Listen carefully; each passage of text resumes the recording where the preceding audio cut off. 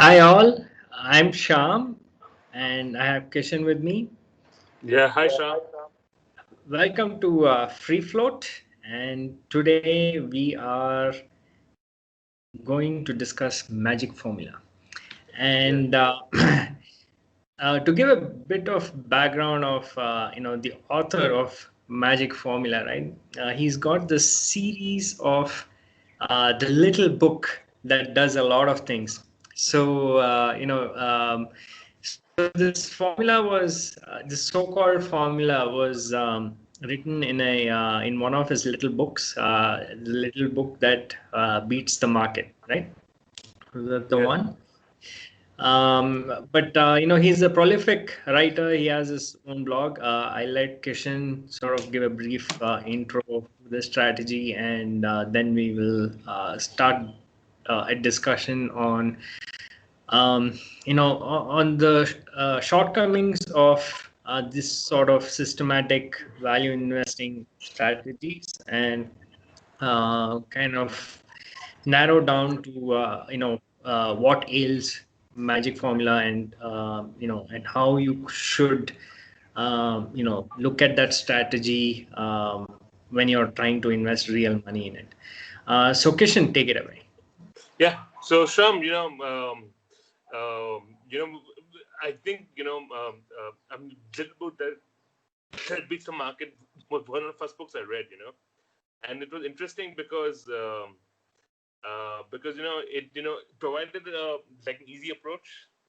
Like you just have to find companies which are which which have high, I mean, ROIC.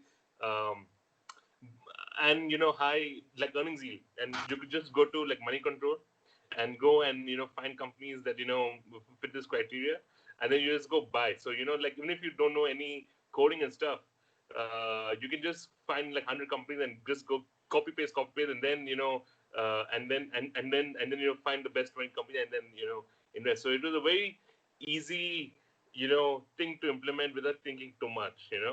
So I think I got interested in that because it was it seemed like you're doing something, and it seems smart thing to do, and so I got interested in it because it seemed like an interesting idea, and like intuitively it makes sense, right? So companies with ROIs, with high ROIC, the way it's defined in the book is very different. I mean, from the typical ROIC, but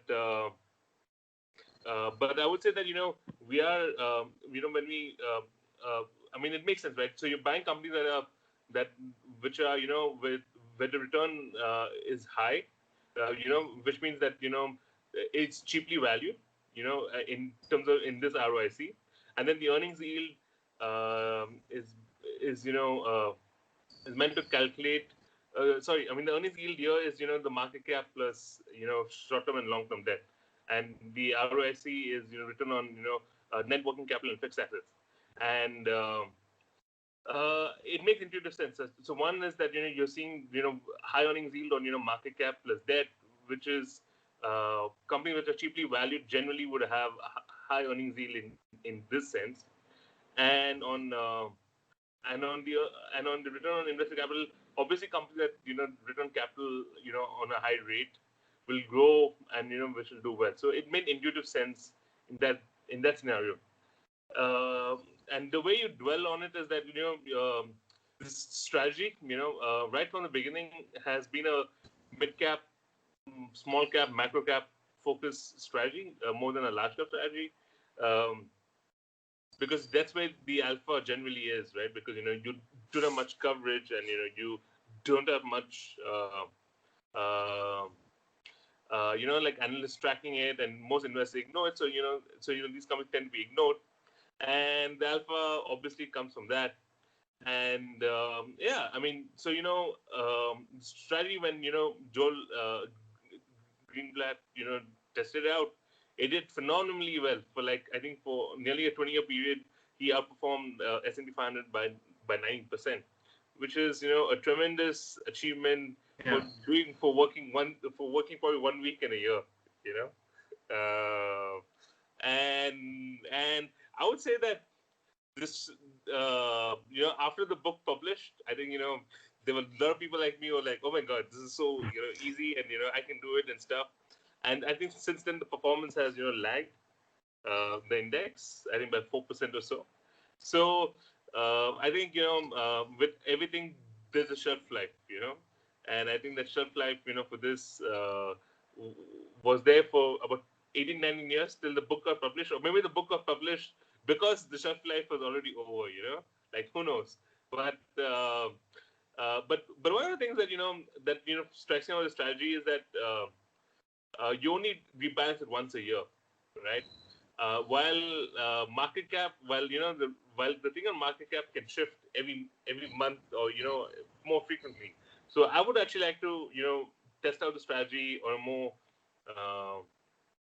on a more uh, frequently rebalancing, because then at least what you're doing is, one of the things that I think then this strategy suffers from is that you can have a company with false earnings, company which has just inflated earnings, and in India this happens a lot, especially during a bull market. um, Promoters to boost the price, just inflate the earnings, and Right, and but see, the thing is, yeah, the ROIC and debt levels are given in the balance sheet, and in yeah, India, they publish the balance sheet only once a year. once again, yeah. So So the yeah, net, the data in itself doesn't change much. So the my biggest hesitation with rebalancing deep value strategies, which is like when you think about it, Magic Formula is a deep value strategy, right? You're picking up companies. So even though they have high ROIC, the market has not really um, kind of rewarding those companies with a higher multiple. Why? You should always ask yourself, why does the market hate this company in spite of it having a high return on capital? And you will yeah, usually find some impairment there. correct, Either they work in a shitty industry, or there are cyclical stock, and the cycle has turned and it's not going to come back for the next 4 5 years. So the market has kind of abandoned it, and some of the time what happens is, at the peak of a cycle, you will see some stocks, I mean some companies have great ROIC, only to sort of completely collapse under the weight of the debt when the cycle turns. So, the market might be freaking out looking at the high debt levels of some of these companies. Thinking if if any small impairment happens either in the market or in the customer base, things might go haywire. So all these are reasons why the market may not be giving them a high multiple. yeah, Now you're picking up these stocks and putting them in a in a portfolio. What you're betting on is that out of the 20 or 25 stocks that you buy, maybe two or three will go on to be multi-baggers, right? And the rest will be kind of write-offs. So under this situation, if you rebalance too frequently, first of all, the underlying data changes only once a year. Second thing is you're counting on two or three big winners to make up, all the losers in the portfolio. And in this scenario, if you rebalance too frequently, what you're doing is you're selling the winners and buying the losers, yeah, right? So you will never, your portfolio will never grow. So this thing happened, in that equal weighted Nifty when Yes Bank was still part of the Nifty and crashing, right? Like the Yes Bank was a train wreck for like 2 years. And yeah, during that 2 years, the equal weighted Nifty was selling things like Reliance, which was, rocking ahead, and buying Yes Bank every month. So it severely lagged the the market cap weighted Nifty, and a similar dynamic can work here if you rebalance too frequently. yeah. And so the thing for me is that the market cap data changes every day, you know, uh, like literally, and so does the EBIT data, So I think using because the I mean the data that would not change is your fixed assets and your debt. that only once a year or so. But when it comes to your earnings data, that changes every quarter, and your market cap data changes every month. So my issue is that in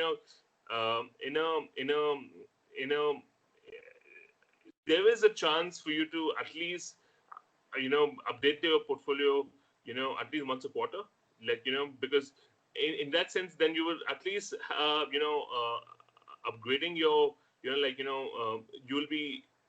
you'll be actually, yeah, when you rebalance, you'll be actually selling your winners and keeping on to your losers, right? Yeah, so that's Yeah, that's one of the things I hate about frequent rebalances, especially in deep value, right? yeah. So Because don't get me momentum, wrong, there are situations where, for example, if you're doing momentum or yeah, trend following, then a more frequent rebalance makes sense. But in deep value strategies, that's always a problem. And the other problem with with these kind of deep value strategies is you have to get the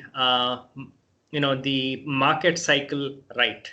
This is not an evergreen strategy, right? So when you do a ranking like this, imagine you're at the top of a bull market, right? Yeah, sure, whether it is the top or near the top is only known in hindsight, but let's say the market as whole is very expensive. yeah, Now you use this ranking, you will get all the shit stocks that nobody wants, even during a bull market, okay, right? right, So it's like absolute nonsense stocks you will get. Now you go and buy that, thinking, oh, magic formula, and then when the market turns and collapses, then you're really stuck with stocks that nobody really cares about anymore, right? They yeah, didn't care about it during a bull market. They're definitely not going to care about it, in a bear market.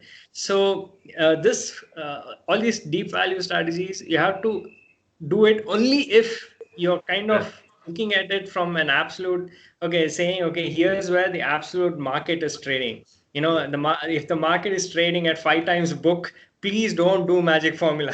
yeah, Right? yeah, yeah. Sham, I have a idea for you, Yeah. and maybe this we can take it up next week, right? How about magic formula plus momentum? That's like the worst idea ever, because you have this deep value, right? So typically, when you combine value with momentum, you get the worst of both worlds. So there is a strategy up on StockWiz called value in flight, right? Okay, Which looks at momentum stocks with which is still cheap, and it's total rubbish. It just doesn't work. You neither get the low transaction cost benefit of a deep value strategy, and neither do you get the high return aspect of a momentum strategy. So you get like this weird animal, which is really expensive value strategy, which is just doesn't make any sense. We can post that next week. We can write about a strategy that failed, right? right, Like an okay. unmagical strategy. So Yeah, yeah. But so for me, I've always, like one of the strategies I'm testing out is this gram, value strategy, way later. But using a momentum filter, to because the thing with value is, um, you might end up waiting endlessly. I mean, for a value portfolio to perform, like even if you see the one of Magic Formula, the drawdown is been running for 660 days or so. That's 3.5 years, yeah. and the portfolio lost as much as 67%. And and and this is not a. I mean, yeah. I mean, you had Corona and you had severe market correction in between, but the index did not fall that much, right? It did not fall anywhere close to 67%. So uh, so one has to be really patient to work that. I think momentum also has a lot of drawbacks in the sense that even its drawdowns and the drawdown period can be from extend to many years. But at least you have the satisfaction that you're, at least moving with the market in when the market rises. While this, has taken it can take a toll in the sense that, you have to be really, really committed. Let's say this will work in 5 years. You cannot say in 3 months, oh my God, so for me, I always want to try out a value strategy, using maybe not momentum, but something else that makes it, where you don't have to wait, for an endless amount of time. I mean, for any strategy, you have to give it 3 or 4, you have to give it reasonable amount of time for it to perform, but not in the sense that, um, um, I would rather pick, value stocks from going up, at least where the markets like validated my thesis, these are, cheap value stocks, and, they'll do well and stuff.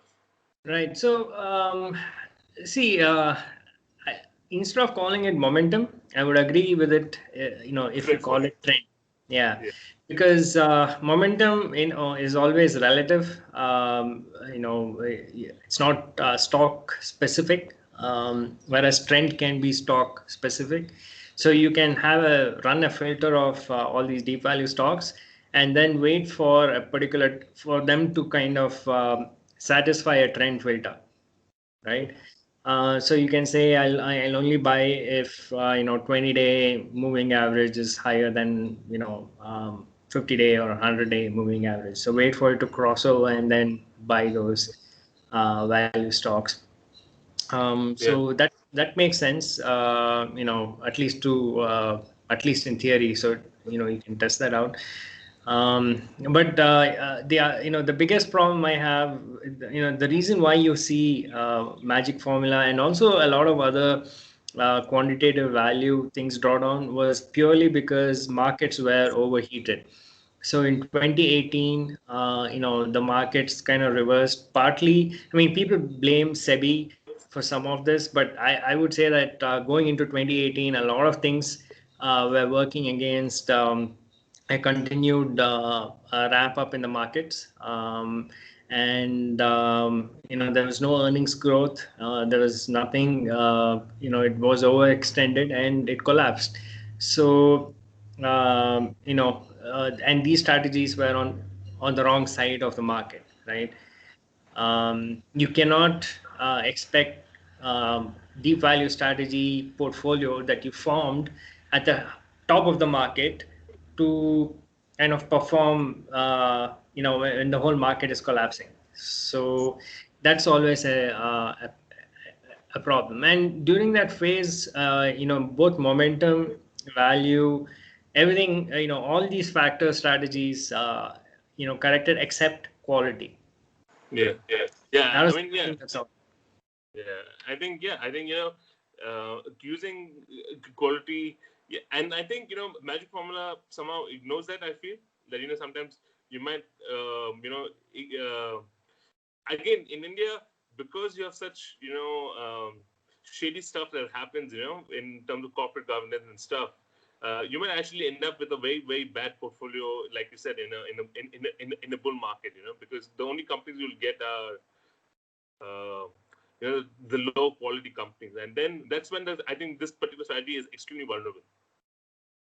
Yeah, and the other problem with these type of quantitative value screens is they end up buying all these quote unquote old economy stocks. Yeah. Right. They will never screen well for tech sector or robotics or whatever, right? Yeah. So I mean, for example, I don't think in the US, I've not seen this, but I don't think in the US you'll have any SaaS companies. Yeah. I mean, not just SaaS. I don't think this thing even catches insurance companies, asset management companies. It won't catch a whole big chunk of the market where there's a fair amount of intangibles and R&D and that kind of stuff involved. So so this is. And if you look at India's growth, I wouldn't say growth. Finance is like 1/3 of the index. And Yeah, not only that, I mean, Bajaj Finance and that Bajaj Finserv and a bunch of other, banks like Kotak Bank, HDFC Bank, HDFC. So those things have, if you just create a basket of those things, they, outperform the index by a mile, right? So, and these strategies will never catch it. yeah. So you're always kind of boxing with one hand tied behind your back. So I think more than combining, I would say, more than combining momentum or trend, I think you need to have like a market valuation filter before you do value investing. You cannot do value investing when the market is at 5 times book. That's just a recipe for disaster. So you have to wait for the market to correct, Yeah, and usually it swings. and that makes so much intuitive sense, because if the market is in a very bull market, and the stocks that have not moved in a secular bull market, have not moved significantly, then it shows that there's something wrong. In the stock there's something that the market, you have to give it up to the market wisdom at that point. You can yeah. There's no point being a contrarian then. Yeah, no. And in fact, most of the people who are whining that value investing is dead, they don't realize the fact that most of the value filters go after these sort of old economy stocks, and they don't look at R&D and most of them don't even look at free cash flow. Yeah. So the at least at the very least, you should be looking at free cash flow as one of the bigger inputs to your value strategy. So So you think, is it possible for us to have an R&D factor? um, I think it's a bit of a bogus, right? The thing is, R&D, the way it's been measured traditionally by either the number of patents or the amount of money that is being spent on R&D, they're all very poor proxies for how the company actually benefits from it. Right. Yeah, because you could have hundreds of patents which are worthless, and you could have probably one patent which one company finds one patent and that's like a blockbuster. Yeah. Uh, So, and and it's the same also thing. the other problem with that is, yeah. Yeah, it's the same thing with like medical research, right? So you can have hundreds of money spent on R&D, and it could amount to nothing in the end. So I think, yeah, but at the same time, uh, but there's an alpha there. I mean, I'm sure someone will figure out some method which would make rational sense, and then you find, and then you filter companies by a particular type of R&D spend, or you find, or read through the annual report or something, and then you look for some key buzzwords, and then based on the ranking of those buzzwords, find you rank companies. So yeah, I don't I don't know. know. I think, see, the reason why these quantitative screens have not really caught up is that standard reporting has not really caught up with these sort of companies, right? A recent example is Snowflake. So they are like Yeah, a data warehousing company, and somebody pointed out that they have more people in sales by a mile compared to the number of tech people they have, yeah, right? So it is, so what exactly is that company doing? yeah, If they are, is it really a tech company if you need such a huge sales yeah, force? And is it just a teething issue? In the sense, enterprise sales is tough. So yeah. you need people who can open doors for you. But is this just a teething issue that will subsequently go away, Or or it is. are they just taking some existing, MariaDB or Postgres and just rebranding it as Snowflake and selling it. So, so the thing is, uh, looking only at intangibles like this um, is tough because you can't really do a quantitative filter on these kind of things. Okay. Yeah. So it has to be case by case, right? So the other problem, you mentioned drug companies, and the worst drug you can, do R&D on are cancer drugs. It's like, it's the worst. I mean, you'll have a great impact on society, no doubt about it, but financially it'll ruin you because very few people actually get that kind, those kind of cancers that are currently feasible to be researched. Yeah. Right. And the same thing about Alzheimer's research and so many of those things. Sure, as people live longer, there'll be some sort of mental degradation, and Alzheimer's drug can help them. But if you look at the absolute number of patients that you're going to have that actually need that drug, Yeah. it's very small. You're better off trying to cure, heartburn or erectile dysfunction than these. So it's tricky. So first of all, you need domain expertise. Then to actually go through what exactly is the company doing, how is their cash flow going to hold up, whether it is sufficient for them to kind of tide over, all those things. So a quantitative screen may not work. That's my 2 cents. Yeah. Right. Yeah. All right. So I guess it's a good place to wrap this up. So thank you everyone for bearing with us on our rambling magic formula discussion. So next week we'll give you something that did not work, which we have named value in flight, and we'll tell you why it did not work and why you should not do what we did. So until then, thank you, and we'll see you next week. Yeah. See you next. Bye.